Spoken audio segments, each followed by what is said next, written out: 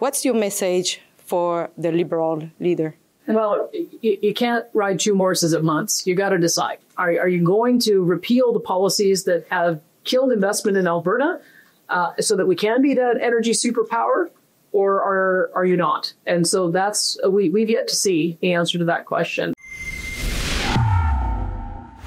Hello everyone, I'm Alexa Lavoie reporting for Rebel News, currently in Ottawa at the Westin Hotel for the Canada Strong and Free Conference, which will be held over the next 3 days. The event brings together a range of panelists who will be addressing various topics aimed at strengthening Canada's economic freedom and prosperity. Today, Alberta Premier Danielle Smith participated in a panel discussion alongside Brian Lilley, where they spoke about Canada's current challenges and the importance of developing our natural resources. When you look at the value proposition that we have to the Americans, so much of it is that we have all of the critical minerals, all the raw resources that they need to turn into value-added products. And so if we take a view of Fortress North America, and I include Mexico in that there really is nothing that we can't do together. So I would say that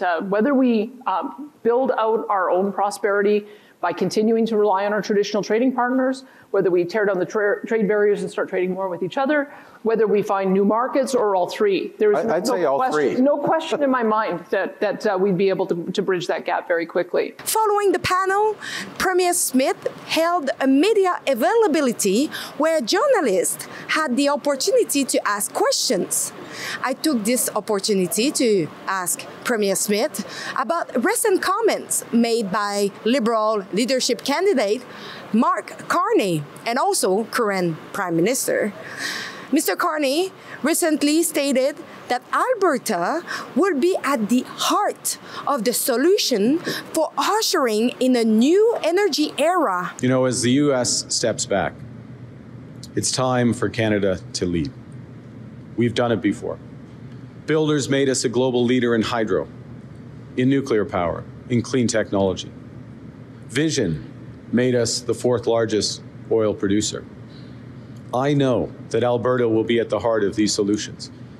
After all, I was born just north of Fort Mac and I grew up just south of it. When I was born, the oil sands was called the tar sands. It was just a dream. It was a concept. But the combination of the ingenuity of Alberta scientists, the drive of Alberta entrepreneurs, the support of the provincial and federal governments created a powerful industry that has enriched all of Canada. And that same partnership can usher in a new energy era. We can grow our energy sector while cutting carbon pollution. We can lead the energy transition while ensuring affordable energy at home and building the strongest economy in the G7.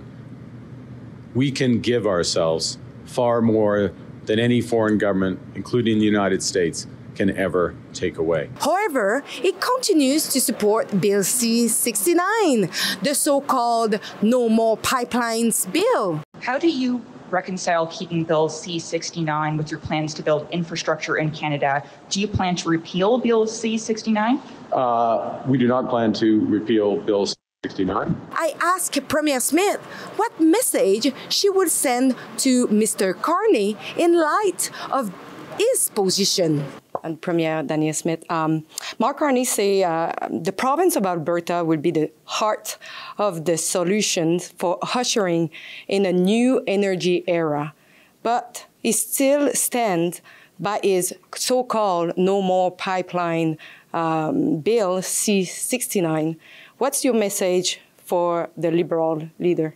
Well, you can't ride two horses at once. You got to decide. Are you going to repeal the policies that have killed investment in Alberta so that we can be that energy superpower, or are you not? And so that's we've yet to see the answer to that question. But I think there's no question that the Energy East pipeline got canceled because $1 billion into the regulatory process and multiple years, the company couldn't see a pathway to getting an approval. That's a problem.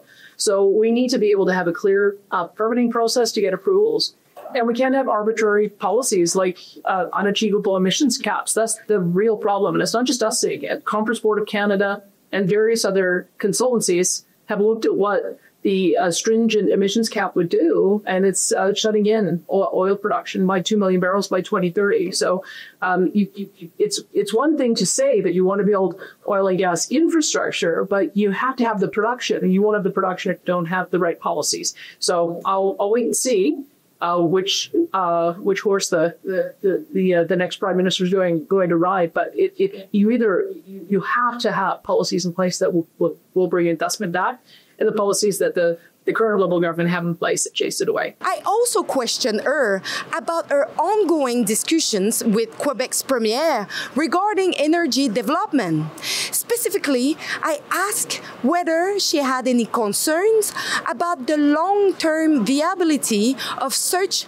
a partnership, particularly if Mark Carney becomes Prime Minister and maintain Bill C-69, and if Quebec's Parti Québécois, known for its anti-pipeline stance, wins the 2026 provincial election. We want to work with partners that want to work with us. And there's lots of partners. There's lots of opportunities. We could build to the West Coast. We could build to the North. We could build to Churchill. We could build from Ontario up to Grays Bay. And we can support others in doing the same. So I'll do my best to try to put out a hand of friendship and say, hey, how can they help each other?